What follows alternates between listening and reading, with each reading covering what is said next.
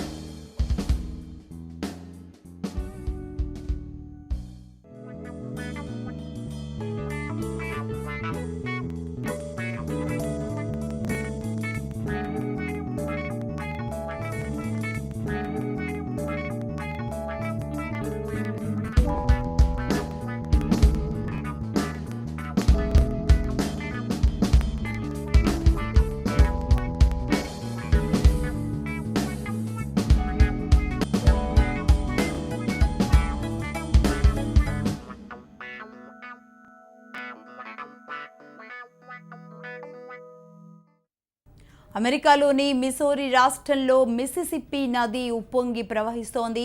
దీంతో Saint Louis ప్రాంతంలో వాహన రాకపోకలను పూర్తిగా నిలిపివేశారు. నీటి ఉధృతి ప్రమాదకర స్థాయిని దాటి ప్రవహిస్తూ ఉండటంతో ప్రభుత్వం హెచ్చరికలు జారీ చేసింది.